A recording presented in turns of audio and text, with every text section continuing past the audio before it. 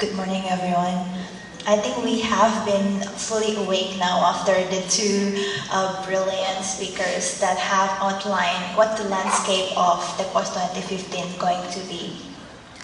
And I'd like to applaud my fellow young people who has been here and giving contribution of their sheer energy that giving colors to the APCRS-HR.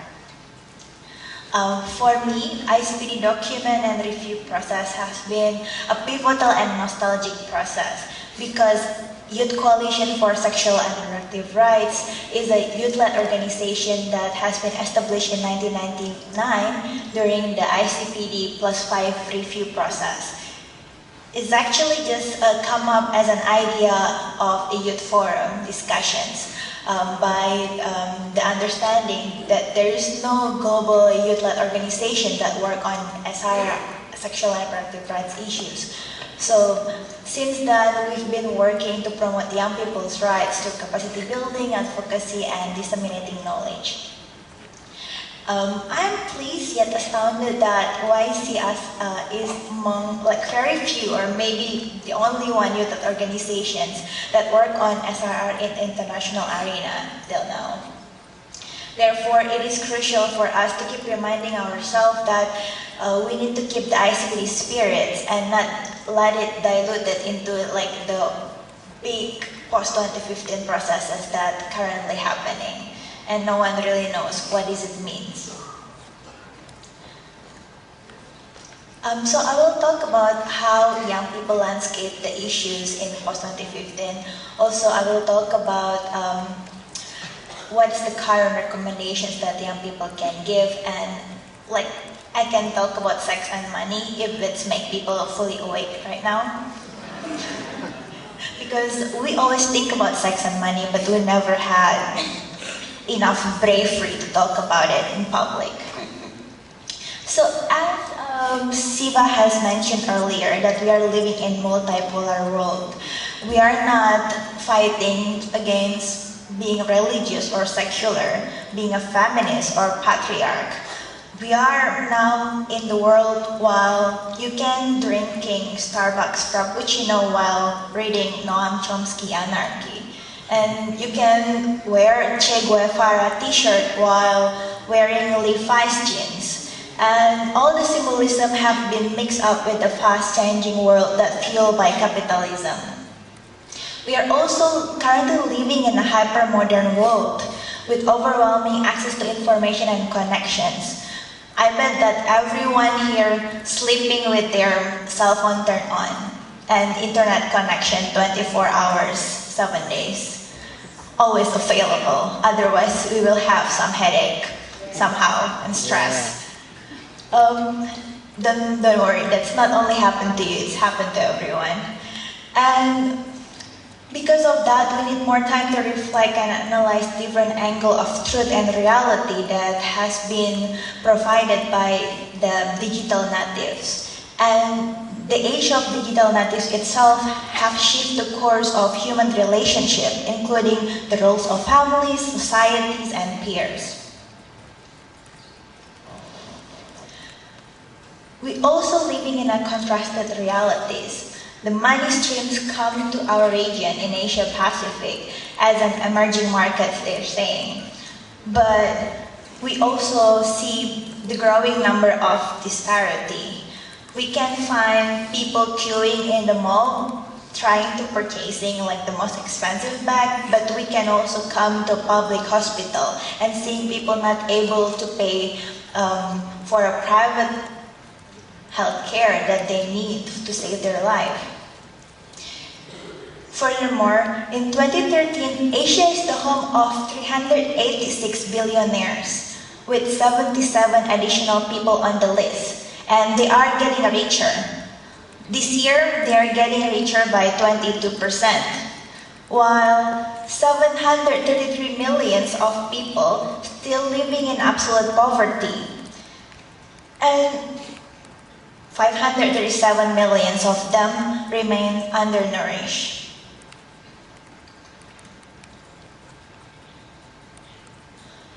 In 2014, we also can't see government as the only stakeholders that have to be held accountable.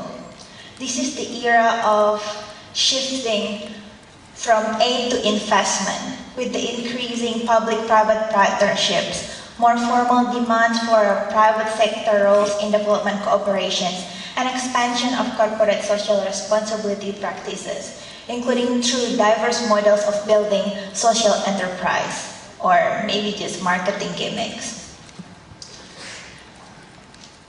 As you have seen in the screen, they account for 14.6 billion USD of the pledge for women and girls, and with the average size of 123 million contributions for the movement itself. Although most of the fund coming from the global north, but at least 84% of it will be stay in the global south.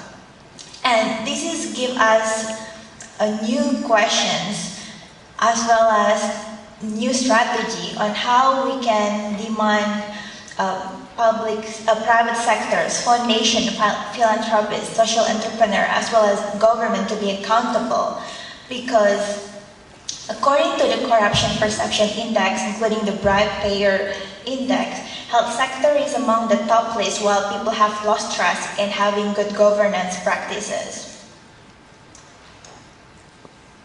And in terms of re-emergent issues, we also have to take a look at our neighborhood, because around the world, many women ages 15 to 19 are currently pregnant or have already given birth. This is not the picture of some women organizations' annual report 20 years ago. This is still happening until now. And most importantly, due to the rising power of fundamentalism and uncertainty of economic and political situations, many families encourage young girls to marry off as a means to protect them so that they can learn about sex, they can have more money. Meanwhile, that's not the case, as the attitude towards wife beating among young women has been increasing. So even though we are living in a hyper-modern reality, many women and young girls still think that it's okay to have partner that beat them.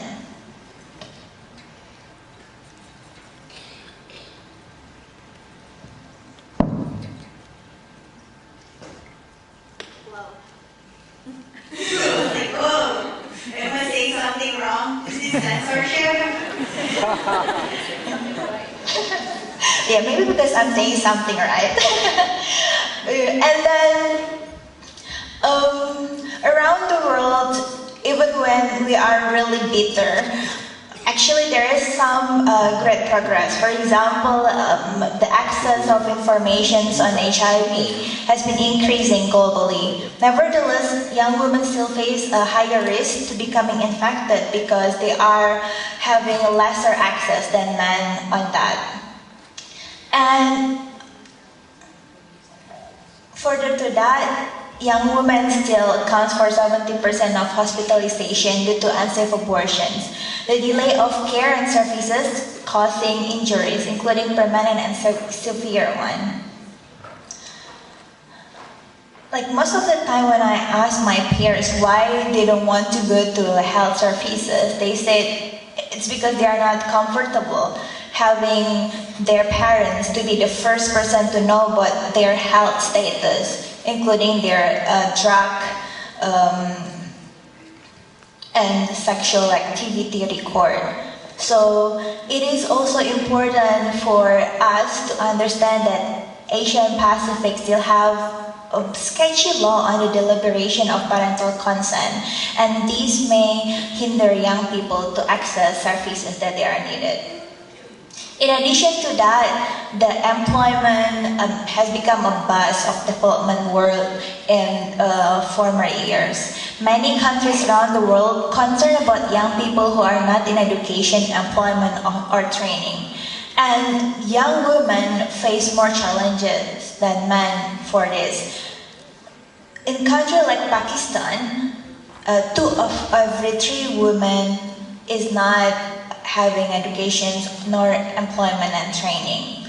But we also have to take account that proportion of on account and contributing family workers in total employment outline the contribution of young women and girls is pivotal in informal employment. And as an informal employment worker, they often don't have access for a social protection scheme, including insurance.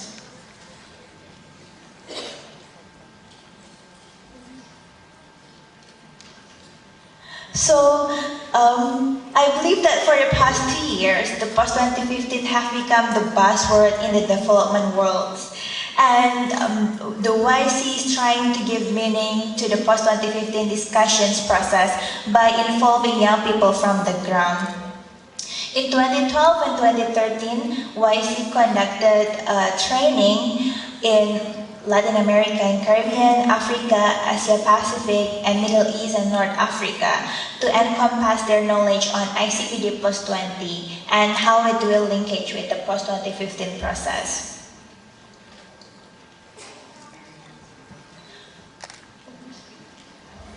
From the training, it is evident that no one really knows what is the post-2015 process really means to them. And then there's a gap of knowledge about how it will link with the national policies that will directly affecting them. And this information is even more difficult to obtain by young people who are traditionally oppressed by society and being socially excluded due to their sexual orientation and gender identity, HIV status, and simply by being a girl. Furthermore, like most of the post-2015 processes is happening in the global north, and therefore it is difficult for young people to be involved in the processes. So YC is trying to do a briefing paper by consulting young people what they want to see in the post-2015 process. And when we are asking our partners on that, we just realized that no one really knows what is it because they are working on the ground and these processes happen in New York or Geneva. So I have a question for you. My question is that the post-2015 development agenda discussion consists of how many meetings so far? Thousands? 8? Any more bet? 100?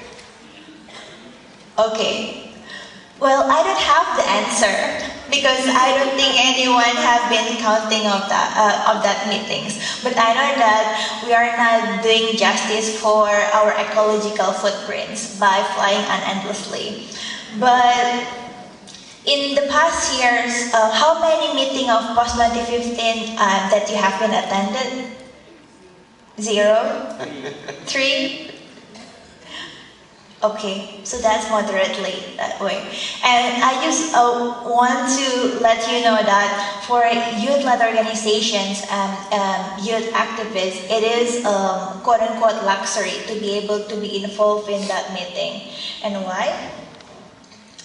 As you know, as you notice in the slide, I just done research on women organizations, and they found out that the median annual budget of women organizations is around 20,000 USD, which is much lesser for youth-led organizations, while we have to at least spend 5,000 to 10,000 USD to attend a meeting in New York, which is like quarter to half of annual budget of a youth-led organizations. Well, there's too many meetings and we just can't prioritize nor have enough resources to do that. That's why my point of this is that it is very important to not look at the post-2015 process as a top-down process. It should be fueled by community discussions, national dialogue with the government, and to have someone really champion these issues from the global south to ensure that we are not having new like post-colonized agenda. It has to be reflected our needs from the ground.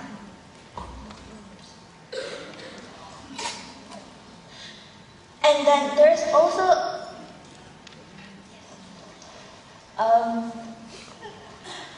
when people think that young people doesn't want to be involved in this process, I think that perception is not correct. Because through My World, an online platform on post-2015, 460,000 young people from Asia have voted the priority of post-2015.